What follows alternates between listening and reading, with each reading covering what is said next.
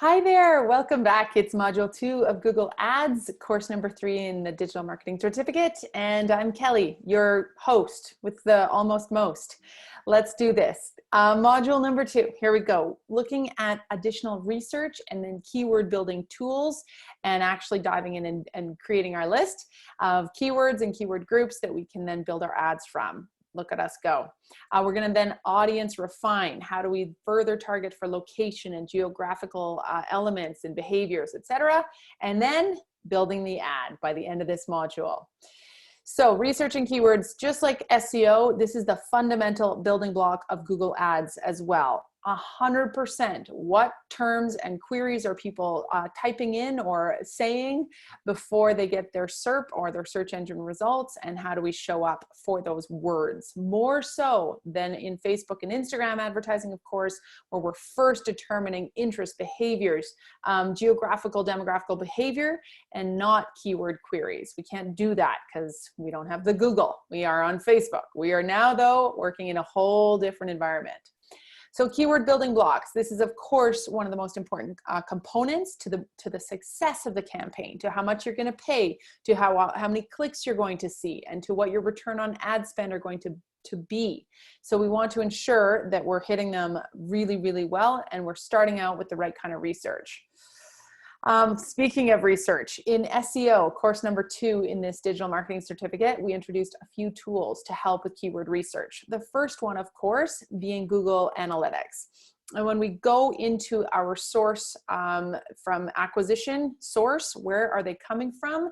Not only, what devices and what maybe spread of social versus organic versus paid versus referral, direct, etc.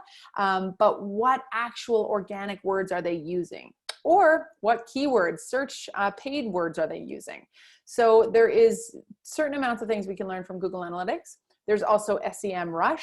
There's Moz, there is answerthepublic.com, several, you can Google it, keyword research tools. There's no shortage of third-party tools.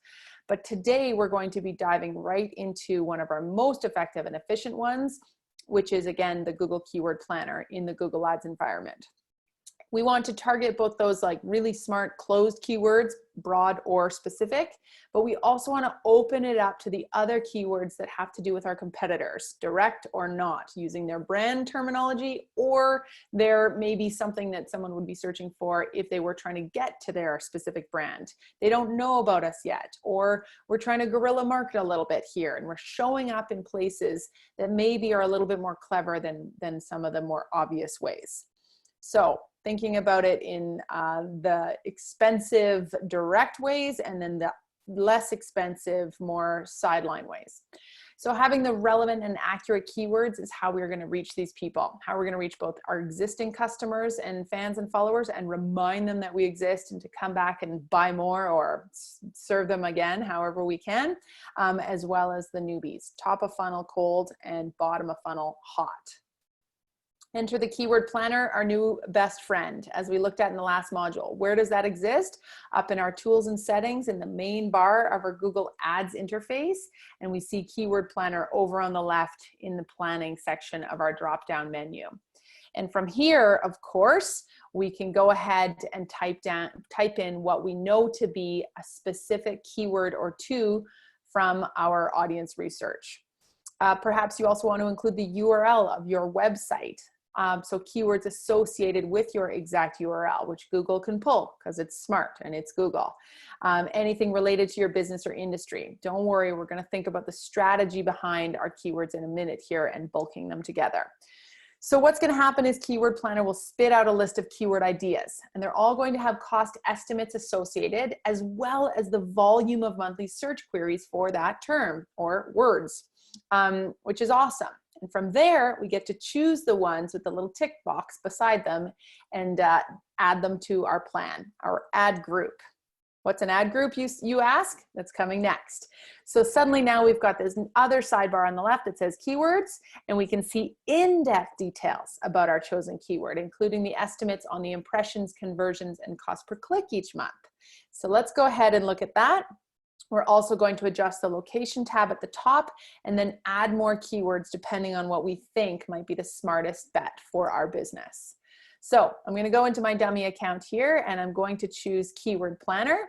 And I'm going to say discover new keywords, but I encourage you to also play around with search volume and forecast a little bit too.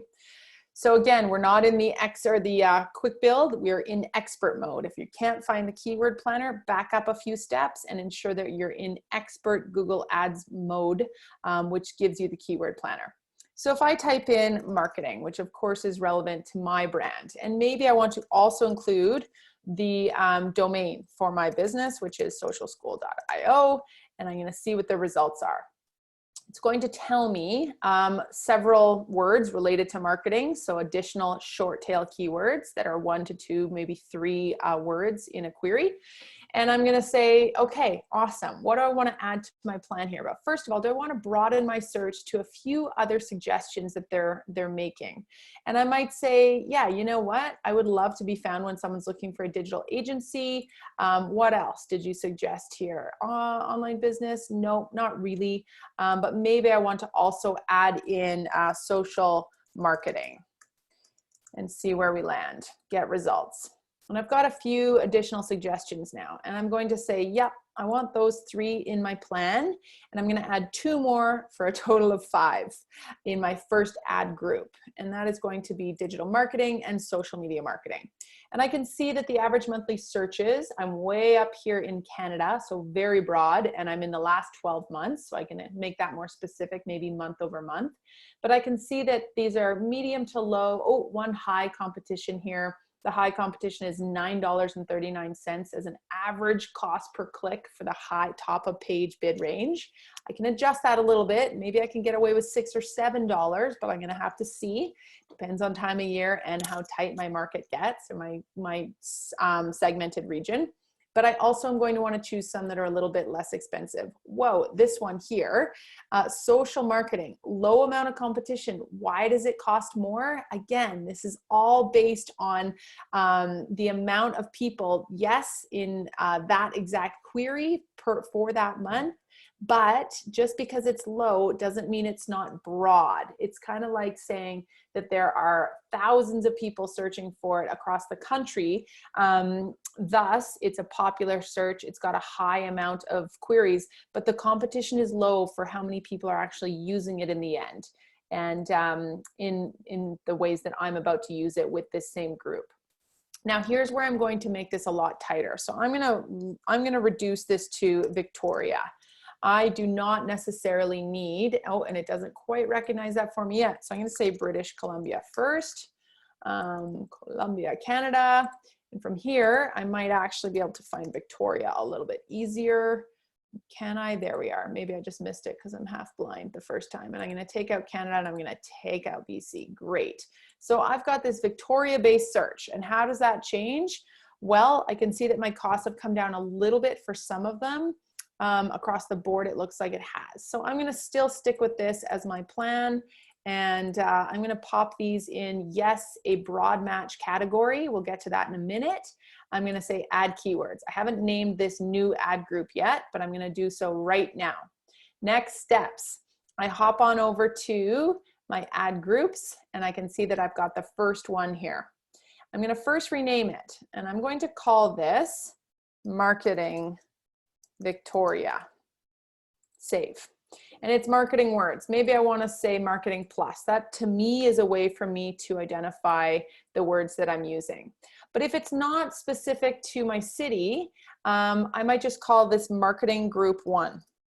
Marketing words group 1, because I'm only going to be advertising to Victoria. So I'm going to decide here what my ad group should be. We'll talk more about that in 1 second. So on the whole here, what I'm seeing is a whole range of additional information. I'm learning, just like we've said here in step 6, in-depth details about my chosen keyword, including estimates on impressions, conversions, and cost per click. What if I toggle through the various months? So in April, it's going to cost me on average $2.10, and I'll be in the second average position on the page. And if they're showing 3 ads per page, great, not bad. I'm going to probably see 17 clicks and 600 impressions at a monthly fee of $36, unless I increase my bid rate and my budget for the month of April. Not bad. $2 a click, not great. Is it going to go up or down in May? A little bit down. What about in June estimate? A little bit up. About the same. If this was a really seasonal type query, we'd see a huge difference here, or if it was in a really, really competitive market. So I'm going to be able to see what I can do. And from here, I'm going to go back to my keywords and I'm going to add additional ones that make sense to me, as we'll talk about here strategically in a minute. So first things first, just making sure we're really clear on suggested keywords and what it all means, and how we're changing up the volume of, the keywords that we're adding to our groups, and the regions that we're pulling from based on our specific goals and audience. So depending on what we want to be advertising and who we're trying to reach, this is where we're going to start determining just how specific we want to be. And the keyword matching gives us that ability to determine if we're reaching people for their exact search or broad. What do I mean by that? Well, if we go back over to our keywords and I see that in fact, I want to create something that is broad. First of all, I can look and see, do I want Google and its search partners? That's going to change things slightly. So now I've gone outside of the Google search network and included a whole range of additional engines and partners on the internet. And I can also ensure that if I do choose something to add to my plan, I can decide whether I want it to be that exact phrase or just a broad match. And maybe that becomes my second group of marketing words, or whatever my industry words are. It's really specific to that phrase or to that branded search, as opposed to just something a little bit more broad that's going to capture all sorts of buckets. What do we have to choose from when it comes to keyword matching? Well, broad is just like it sounds.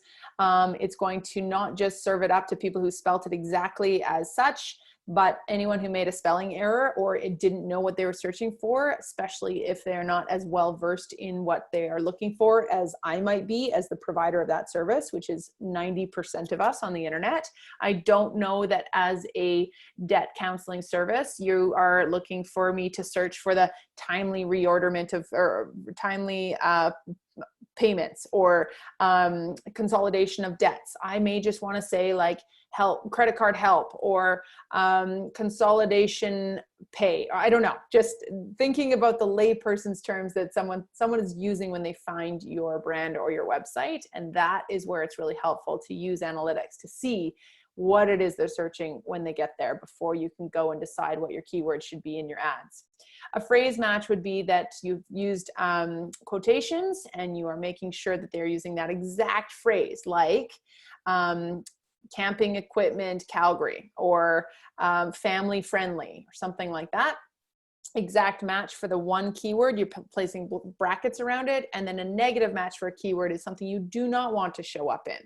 So I may want to show up in social media marketing, but not affiliate marketing or whatever it may be. So thinking about that, and now you're not wasting your money showing up for searches that you want nothing to do with. Bid adjustments. So we can go back in, if I get out of Keyword Planner and I head back to my campaigns, I'm going to have the ability, once I'm in them and I've added those keywords to my, let me go back in there a second. Here's my plan. And if I go in and I do say, okay, I'm ready to create a campaign from here, which we'll get to next, I can look at how my plan looks and feels, and I'm going to see that first ad group. And then I'm able to go in and create this campaign. And once I do that, I'll be able to adjust the bid.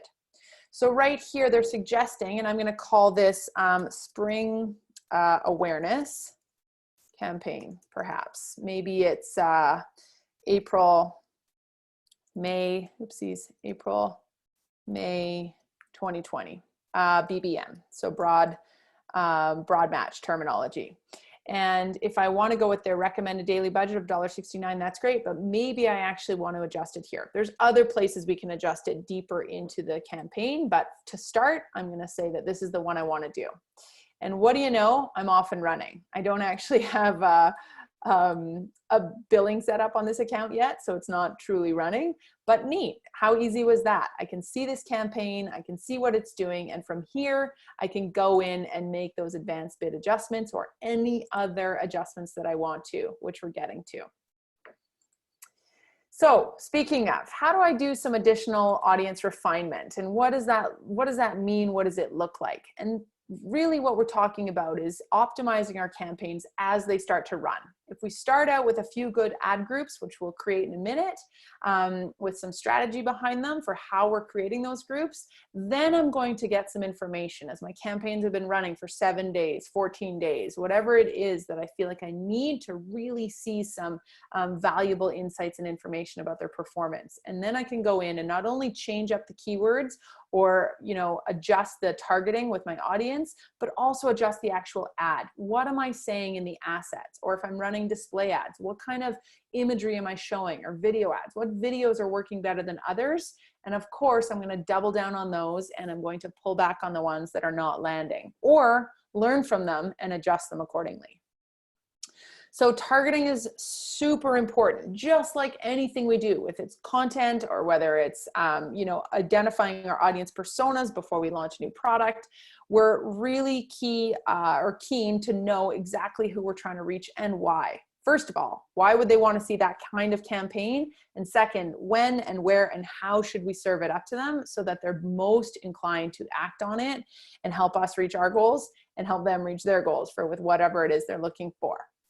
So this is where we want to segment our audience as much as possible to get the most out of them. You don't want to just be blanket advertising like a billboard, spray and pray to 1 million people across 3 provinces at one time, or the entire country at one time if you can help it.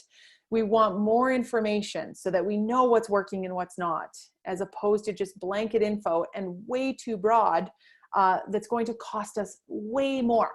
If I'm putting a billboard up on the 401 and there's 10 million people driving by it per week, wow, look at me go. Okay, but how many of those people are actually candidates for what I have to sell? And very often this is like 10% of a market, if not less. It just depends on what you're selling. So targeting in an entire city or an entire region or province or state is not often the best way to go, for obvious reasons. And this is why we are doing digital advertising. We're not, running TV commercials across the country or dropping random postcards in thousands of mailboxes, hoping that someone amongst them is going to do something with it. So ad groups is how we do this. We are really learning from the keywords that we're working with and grouping them together in a way that allows us to not only organize our ads by a common theme, but get as much information as we possibly can out of these keyword groupings that we've strategically designed. So not using ad groups is a common mistake that people make when they start out. They just run a bunch of keywords and there's no rhyme or reason for how these keywords are grouped together. And very rarely, it would be like running a Facebook ad to, one group of women versus women who like dogs and wine and shopping local and, have kids and also happen to drive X car and read X magazine. We want to have groups of keywords that all can support each other in the search terminology. Your ads will not do nearly as well if you've got one search term in them. They won't be clicked very often. They won't be resonating, and you sure won't have a decent return for all of your efforts. So lumping them together in groups as opposed to just tons of them or too few. So an example here. If we're an electronic store selling TVs, laptops, and phones, instead of having a general electronic store ad or keyword list, we can use ad groups to create segmented sets of ads to buyers of those specific items. And it doesn't mean that we're not going to be able to capture someone for a laptop when they happen to be searching for a TV, etc. It's just that we're using things a little more strategically to see which ones perform the best on the whole. So here's a suggestion for you, and we're going to be creating this ourselves in one of our exercises here. 4 categories to start with of ad groups. You can see in the example that there's the ad groups in column 1, and then there's the keywords in column 2. And for each of the ad groups, there's about 3 or 4 different keyword phrases or individual 1s or 2s. And the first one should be a group of words that pertain to your brand, perhaps. It's your brand ad group. Maybe you have 2 of these, but ideally you're using those direct brand search terminology words that probably won't cost you as much, but are important to have ads running against as you build your awareness with all of your other marketing activities and people start searching for your brand exactly. They don't know how to get to your website, or they think they know the name, but they're not totally sure. it's a good idea to have a branded search ad running at all times. Second, maybe your ad group number 2 will be a product offering or industry terminology grouping number 2. So this could be seasonal, or it could be something to do with your biggest offering. And then your next group is going to be your smaller B and C offering or service. So whatever that looks like for you, we're going to think really hard about what people are searching for within each of those groups. And you don't have to limit this to 3 to 5 keywords for each group. It can be up to 50 if you want to, but we really need to be clear on what groups we've got and why. Once we go in and we set up these ad groups, as we saw already, we took the keywords, we assigned them to a group, and then we named that group accordingly. And then from there, we can go in and create our ad, which is awesome. So pulling it all together, now we're at the stage where we've brought in our ad groups, and before you know it, we're creating the copy that goes with our text ad or our search-based ad. And it's going to ask us for our headline. It's going to ask us for maybe a secondary headline, our description, which is our little longer piece of text. Sometimes it's max 30 characters, sometimes it's 90. It just depends on what type of ad you're building. And then we can add in our various additional ad extensions that are made available to us. So don't forget to go through all the different types of screens, opportunities, extensions, and then preview like crazy to see that in fact you've got it looking exactly as you expect it to look. So here we go. Here is your pen to paper exercise. Step off the screen for a minute and wrap your head around this with your notebook or in your workbook. What are your 4 main keyword groups that you will target within your ad campaigns? Ideally, you are thinking about this in terms of running the same ad for 4 different keyword groups, or you've got keyword group number 1, ad number 1. Keyword group number 2, your TVs, ad group number 2, talking about TVs. Keyword group number 3, ad number 3, talking about your laptops. You get the idea.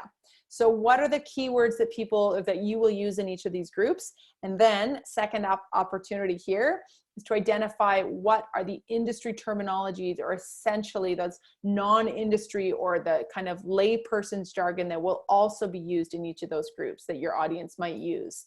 And if you don't know this for certain, then it's worth going in and doing some additional research on your organic search terms that are showing up for people or that they're using when they land on your site. And just anecdotally, what do they call getting their tires changed versus what you call it? Or a dental service versus what you know it to be? They're not speaking your technical jargon, so how can you ensure that you're using the right search terms in your keywords?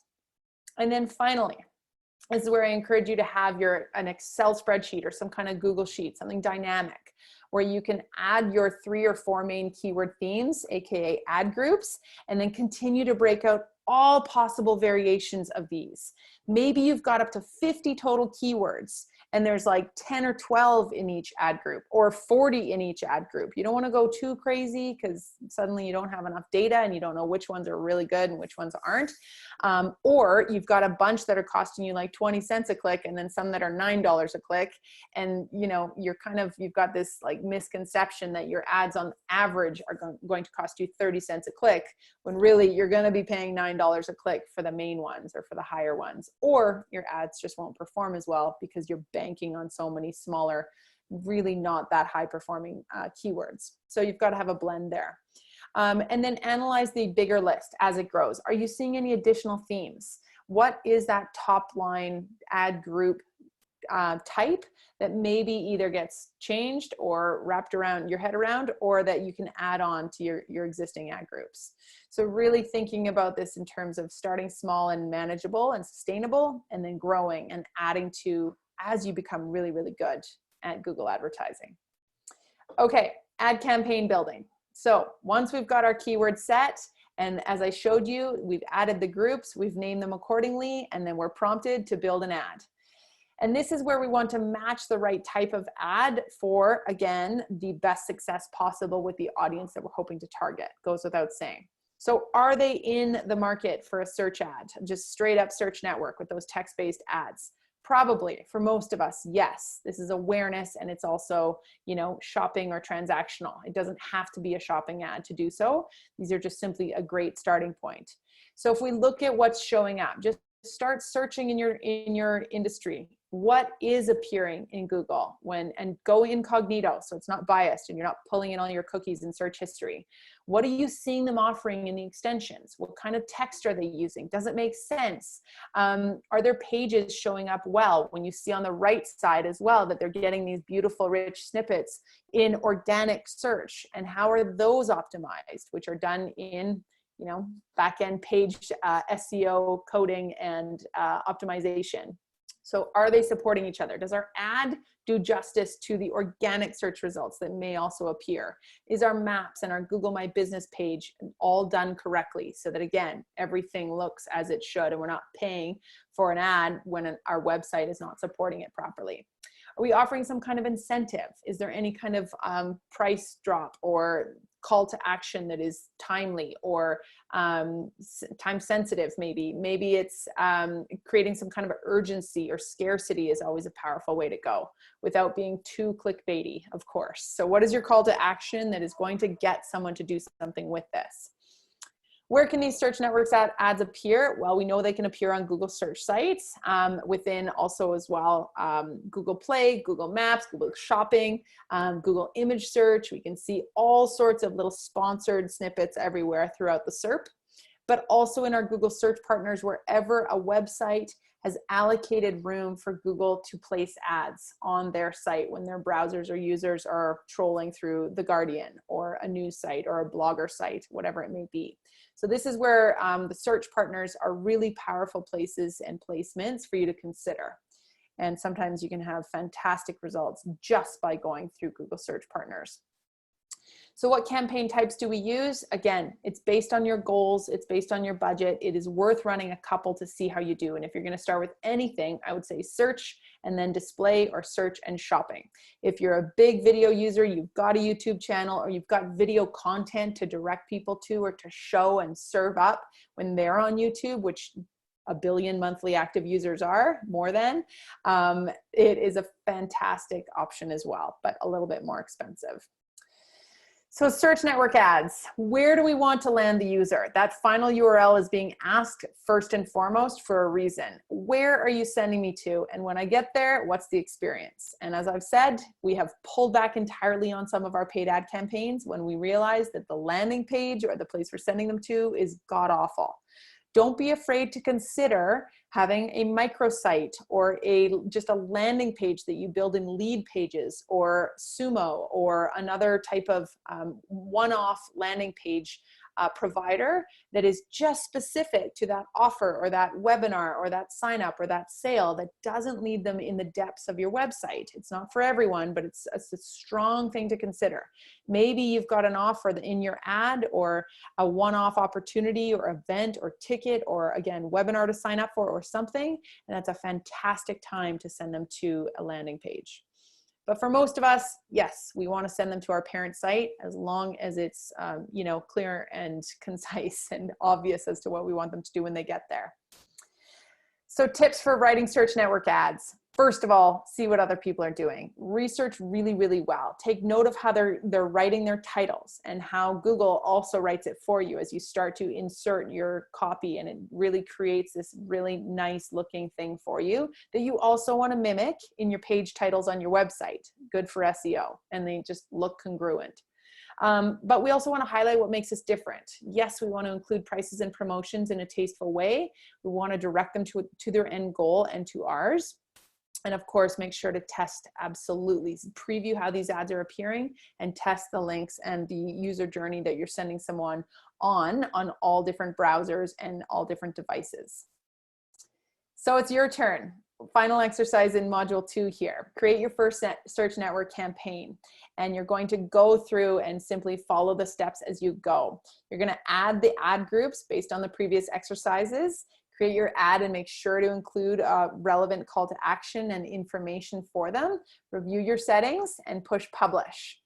So you can start anywhere really, but you can also go into one of your existing ad groups perhaps and add campaign if you're ready to go. You can also go in and edit a certain campaign.